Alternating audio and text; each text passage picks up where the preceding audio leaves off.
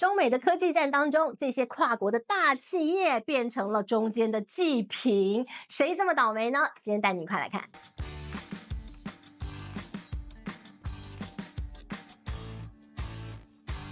嗨，大家好，我是知玉，今天想跟大家来聊聊中美科技大战，你觉得谁才会是输家呢？那可能很多人会觉得，哎呀，这个打仗啊，就像这个习近平主席他常讲啊，这个就是两败俱伤，没有赢家。但是呢，要告诉你的是，这两个国家都好大，最倒霉的是夹在中间的夹心饼干，这些美企、陆企，倒大霉，而且呢，这根本就是无妄之灾。因为一直有句老话说，商人无国界。但问题是，现在啊，中国的商人、美国的商人被迫选边站，回到你们祖国的怀抱，现在正面刚上。好，但是呢，这两个国家到底呢如何碰撞出什么样的火花，谁最倒霉？还是可以聊一聊的。我们今天先要带大家来看看啊，这个碰撞的过程当中，碰到的地方有的时候可以合作一下。好，我们来看啊，这个中国跟美国之间在1979年那个时候呢，签订了一份5年的协议，叫做中美科技合作协议。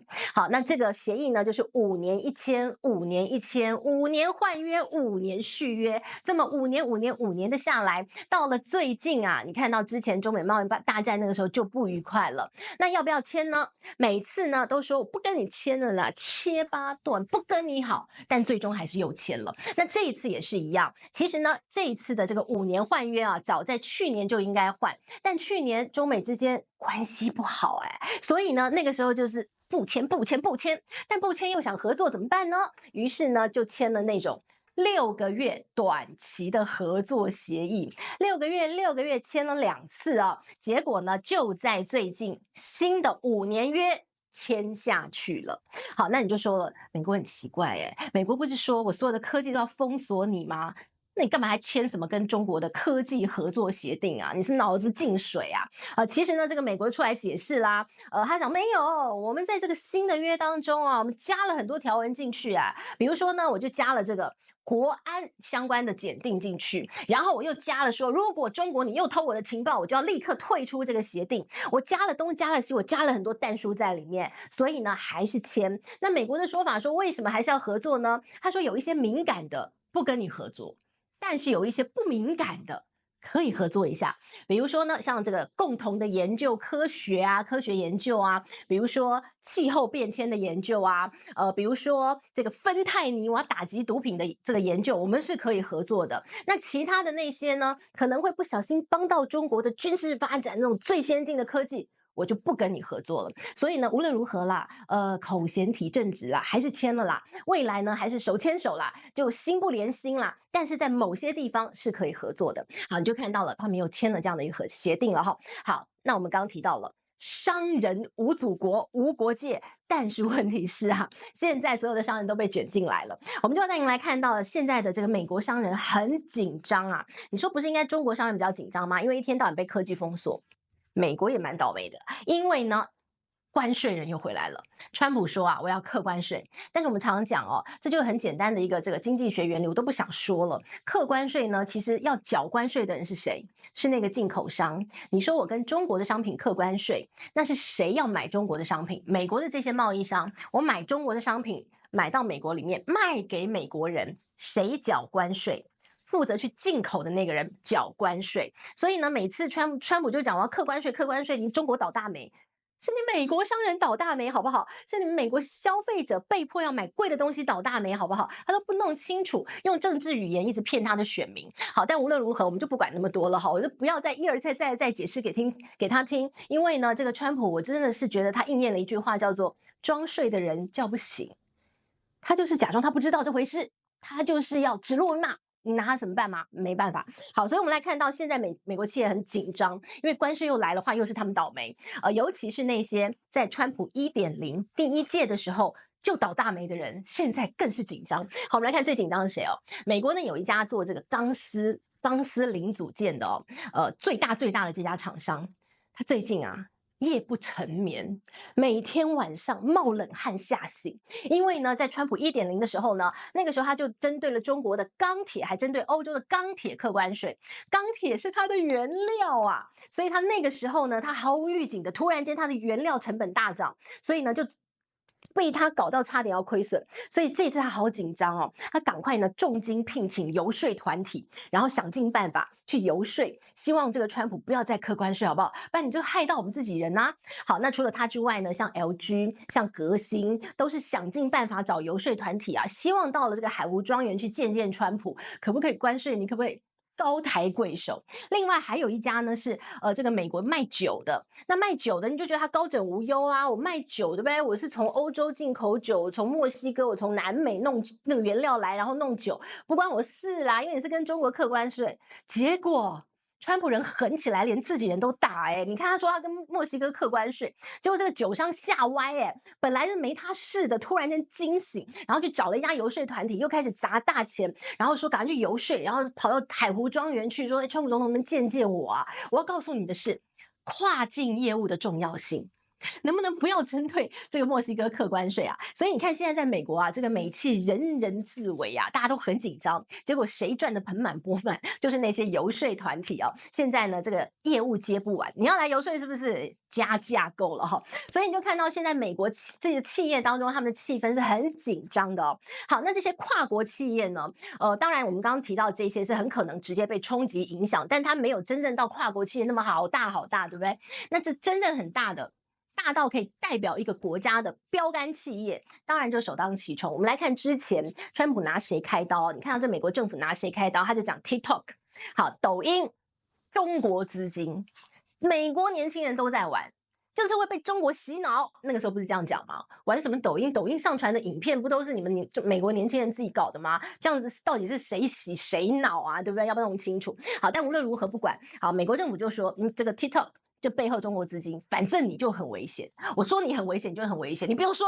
我说你很危险，好，那美国就这态度嘛。好，那无论如何呢，这个 TikTok 它被控制，他就直接讲了，他说你呀要把在美国的资产全部卖掉，卖给这个中国以外的一个公司，这样我才要相信你。反正你就是背后不能是中国人就对了啦。好，那这个日期在哪里？1月19号。1月19号是什么样的一个这个很玄机呢？就是刚好在川普要上任的前一天。为什么重要呢？川普这个人对 TikTok 的态度啊，以前他在任上的时候啊，他是很讨厌 TikTok， 也是讲你们中国人，对吧？但是呢，后来啊，他这个在竞选的过程当中，突然间感受到了 TikTok， 感受到了抖音的美好，因为他发现有这么多的美国年轻人都在 TikTok 上头玩短影音、短视频，大家都好喜欢，所以呢，川普就利用了这个 TikTok， 帮他争取了很多的年轻的选票了。于是乎，他突然间彗星撞地球，陨石砸到他的头，他觉得 TikTok 真好啊，哪里不好了？很好啊，还有美国在地精神啊，美国年轻人的创作都在这个地方灵感迸发啊，所以他突然间爱上了 TikTok。于是乎呢，现在要进 TikTok 是谁啊？是拜登。反正我讨厌拜登，拜登说的都是臭的，都是屁。所以呢，现在这个川普就说：“我搞定。”交给我，我帮你搞定。好，这个 TikTok 本来1月19号就被迫那个禁令到此，不卖掉的话，你就是被我禁掉了所以现在呢，这个川普说我帮你搞定，但问题在于1月19号被禁，你20号才上任，你来得及搞定吗？但不知道，他说他要搞定，我们就等着瞧嘛那除了这个 TikTok 之外呢，来看另外一个同样是夹在中美之间标杆企业的辉达。辉达呢之前都好好的，中国呢还扒着他多卖一点晶片给我，结果突然间有一天，中国商务部就宣布说我要反垄断调查你反垄断，然后大家就觉得莫名其妙，为什么啊？原因是这个辉达之前要并购一家以色列公司的时候，那个时候就给承诺，就说了这个并了这家公司之后呢，因为你的市占率都好大，对不对？有垄断的地位，但是中国政府要求你还是不能够歧视，还是要继续跟我做生意，卖我晶片。那个时候的辉达有答应。但是谁知道后来中国美国关系这么差，谁知道拜登呢又制裁，有的没的很多，所以呢现在反正就不能卖了嘛。那不能卖很多晶片呢，中国就说那你就违反当初的承诺，说要反垄断调查你。所以其实这个辉达还有像 TikTok， 你要说真正的被调查的原因有多么样的很重要吗？其实都是政治因素嘛，对吧？这根本就是两国大国之间的一个冲突碰撞，他们就是中间那个倒霉鬼嘛，对吧？好，那除此之外呢，我们还要带你看到，还有一个被盯上的就是中国最厉害的领域——无人机。无人机啊，在这个全世界当中，中国的一个技术应该是无人能出其右，特别是大疆无人机非常厉害哦。大疆无人机呢，它的一个技术应该是遥遥领先到你看不到它车尾灯啦。它在美国的市占率也非常大，然后东西卖的便宜又好，你其他的这个品牌你根本没有办法跟它匹敌。好，那于是乎呢，现在又来了，这个美国政府说，大疆背后中国的，你一定那个无人机拍到哪里，全部习近平都看到。我每次这个美国在质疑这件事情的时候，我都觉得习近平那么无聊，是不是？每天要看那么多无人机，他到底是哪只眼睛在看，对不对？啊，看你那么多无人机，有的很无聊啊，那边拍小狗跑来跑去啊，拍人家游泳啊，拍人家群体风光啊，习近平要看吗？对不对？但是呢，美国就说你就是给我偷看，好不管。所以呢，现在大疆无人机已经被禁啦，然后呢，现在还有一家也是中国很知名的一个这个无人机的品牌，叫做道通智能，它的无人机也非常厉害，现在很可能也要被禁了。面对这些中国呢，可以说它比较领先的一个技术场域，现在都要被美国呢用各种方式的封锁，我们就要带您来看看那中国如何突破了。我们刚刚讲说无人机的技术呢，其实在中国像大疆无人机非常厉害嘛，那于是乎呢，最近就在上个月吧，前一阵子，中国呢广州办了一个这个航空展，航空展当中呢，中国就展出了一款他们的无人机，这无人机很特别，特别来讲讲哦。无人机叫做飞鸿无人机，叫做FH97A 这个款这个型号呢，它是干嘛的？它就是呢，美国看了又是冒冷汗所以难怪他赶快把这个中国无人机再给禁掉。他说呢，这个无人机呢，它以后可以作为空军战斗机的僚机，什么意思那个同僚的僚，我们看到现在作战空战，你就会看到有人嘛，驾驶员，这个驾驶的这个战斗机，对不对？要有人去驾驶。那但是问题是，你要一个战斗机，然后你要训练这个飞行员，他很厉害，他有办法空中翻滚，然后瞄准你，然后闪避你的攻击，各种很难嘛。你要训练这样的人才，然后那一架飞机也是好贵啊。所以呢，现在都用经济实惠的方法，就是我用无人机。好，但是呢，这个无人机你就说，在空中我这遥控飞机也是很难嘛。于是乎，现在发展出一种全新的攻击模式，就是我有一架人驾驶的战斗机，然后呢，我旁边会附上非常多的像这种无人机的一个僚机，然后呢，就很像海面上航空母舰带它的舰队出去联合作战，航空母舰就是那个指挥的心脏、指挥的大脑那个感觉。未来呢，在空中你就会看到那个战斗机有人驾驶的那个，它就是一个大脑。然后它可以控制那么多的僚机，有没有？你去炸它，你给我潜伏，你给我侦察，你给我干嘛？就各种。所以呢，像这样的一款这个飞鸿无人机呢，它非常智能，而且它有隐形功能，所以大家就觉得哇，这就是战争的未来。所以呢，我们就看到了，很多人讲以后的战场就叫做无人机跟反无人机技术的一个大 PK， 看谁厉害。所以呢，其实大家都在发展无人机的时候，中国的无人机的技术的确是非常先进。这款无人机呢，还有这样僚机的系统，联合作战，就被说很有可能可以挑战美国的空中优势了好，那无论如何啦，很可能也是因此，所以现在中国无人机又被盯上。那不止这个，现在还有一个是这个中国比较领先的一个技术，就是电动车电池嘛。好，那这也要被中国这个美国盯上，也要禁了好，我们来看到最近呢，这个川普他的一个团队当中就已经释放出这样的一个消息了。他说，未来要降低对电动车的一个补贴，因为现在拜登不是补贴那个一辆电动车补贴你$7500嘛，那拜登呢他都讨厌嘛，所以要把它停掉。好，然后呢，他说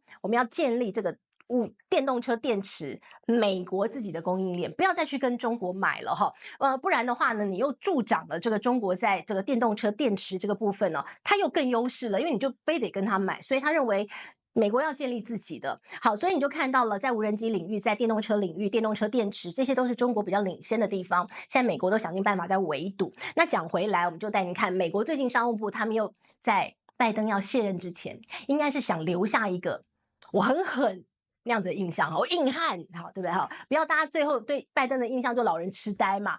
所以他最后端出了一个非常严厉的一个这个禁令，就是呢针对中国，有人讲说哇，这是一个集大成的一个封锁令各种管制全部都来。好，那这个集大成的一个禁令呢， AI 啦、半导体啦、这个电池啦，各种技术全部都被禁了哈，然后全部都是管制，全部都封锁。所以呢，未来啊，这个中国在这样的禁令底下呢，你要再从美国拿到任何技术，其实真的非常困难。好，那于是乎呢，我们来看中国如何反击。他说：好啊，没有关系。